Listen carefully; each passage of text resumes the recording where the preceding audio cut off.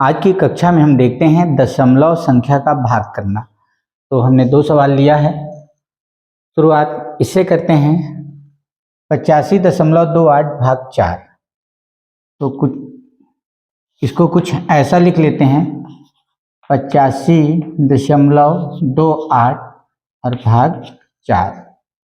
अब जैसा हमने सीखा है संख्याओं का भाग करना, बस उसी तरह से भाग करते चलते हैं और फिर देखेंगे कि हमें दशमलव कहाँ लगाना है। ठीक है, तो 4 का 8 के लिए पहाड़ा पढ़ेंगे। 4 एकम 4, 4 दूनी 8। देखिए पूरा 8 हमें मिल गया, तो हमें पहाड़ा में आगे नहीं जाना है। तो 4 दूनी 8। अब घटा लेते हैं तो यह हो गया 0। अब 5 को यहाँ उतारेंगे। ध्यान रखिएगा हमेशा एक ही अंक को उतारना है। ठीक है, तो इसके लिए पढ़ते हैं पहाड़ा हम 4 का। 4 एकम 4, 4 दूनी 8। 8 ज़्यादा हो गया तो हम एक बार लेंगे। 4 एकम 4 घटा लीजिए। 5 में 4 घटाएंगे तो 1 बचा। अब हमें दशमलव के बाद का अंक उतारना है 2।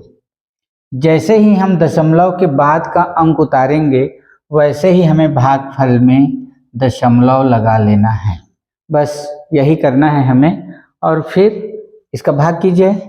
4 का पहाड़ा 12 के लिए, तो 4 एकम 4, 4 दूनी 8, 4 तिया 12। यह हो गया 12। कितने बार में? 3 बार। 4 तिया 12। घटा लीजिए। 0 हो गए दोनों। 2 में से 2 गया 0 और 1 में से 1 गया 0। अब 8 को उतारते हैं यहाँ। 4 का पहाड़ा 8 के लिए पढ़ेंगे। 4 एकम 4, 4 दूनी 8। 2 बार में 8 मिल गया। 4 दूनी 8। घटा लीजिए 8 में से 8, यह हो गया 0।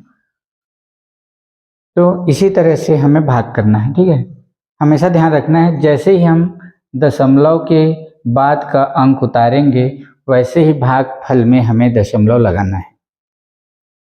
चलिए एक दूसरा सवाल लेते हैं। यहाँ है 986.37 और भाग 7। ठीक है, एक एक अंक को भाग देते चलते हैं। अगर 7 का पहाड़ा अगर आपको याद नहीं है तो 7 का पहाड़ा बना लेते हैं। 7 एकम 7, 7 दूनी 14, 7 तिया 21, 7 चौक 28, 7 पंचे 35, 7 छक्का 42, 7 सत्ते 49, 7 अट्ठे 56, 7 निया 63 और 7 दहम 70। तो यह हो गया 7 का पहाड़ा। अब 9 के लिए पढ़ते हैं पहाड़ा हम। 7 एकम 7, 7 दूनी 14। देखिए 14 जो है 9 से अधिक हो गया तो हम एकम तक पढ़ेंगे। 7 एकम 7। घटा लीजिए तो 9 में 7 घटाएंगे तो बचा 2 और 8 को उतार लेते हैं। अब हो गया 28। 7 का पहाड़ा 28 के लिए पढ़ते हैं। 7 एकम 7, 7 दूनी 14, 7 तिया 21, 7 चौक 28। पूरा 28 मिल गया तो हमें और आगे पढ़ना नहीं पड़ेगा।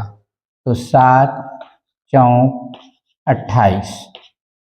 फिर घटाते हैं 8 में से 8 तो 0 हो गया, यह भी 0 हो गया। अब उतारेंगे इसे 6 को। अब 6 के लिए पहाड़ा पढ़ते हैं 7 का। 7 एकम 7। एक बार में ही 6 से अधिक हो गया तो हम 0 तक पढ़ेंगे। 0 बार। 7 शून्यम 0। हटा लीजिए, बच गया 6। अब हमें उतारना है 3। अब देखिए हमने 3 जैसे ही उतारा, 3 जो है दशमलव के बाद का अंक है, तो वैसे ही हमें भागफल में दशमलव लगाना है। अगर हमने यह दशमलव लगाना भूल गया तो पूरा गलत हो जाएगा। अब हो गया यह 63 के लिए पहाड़ा पढ़ते हैं। 7 एकम 7, 7 दूनी 14, 7 तिया 21, 7 चौक 28, 7 पंचे 35, 7 छक्का 42, 7 सत्ते 49, 7 अट्ठे 56, 7 निया 63। देखिए पूरा 63 मिल गया। 7 निया 63। घटा लीजिए, 3 में से 3 शून्य, 6 में से 6 शून्य।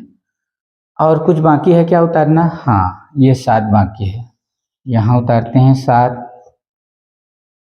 जब तक खत्म ना हो तब तक चलते रहेगा। और 7 का पहाड़ा इस 7 के लिए पढ़ते हैं। 7 का पहाड़ा एकम तक, 7 एकम 7, एक बार में ही 7 मिल गया तो एकम यहाँ रहेगा, 7 एकम 7। घटा लीजिए, यह हो गया शून्य।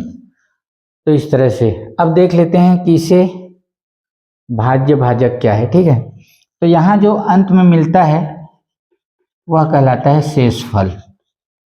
यहाँ फिलहाल हमारे पास शेषफल है शून्य, कुछ भी नहीं है, यह कहलाता है भाज्य।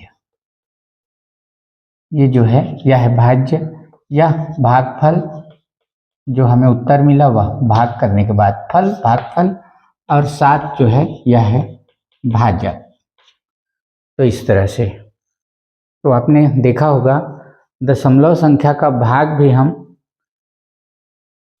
पहले जो सीखा है उसी तरह से करते हैं। इसमें हमें ध्यान यह रखना होता है कि जैसे ही हम दशमलव के बाद का अंक उतारेंगे वैसे ही हमें भागफल में दशमलव लगाना होता है, और बाकी प्रक्रिया फिर से पहले जैसे ही करनी है। तो ऐसे कुछ सवाल आप और हल कीजिए।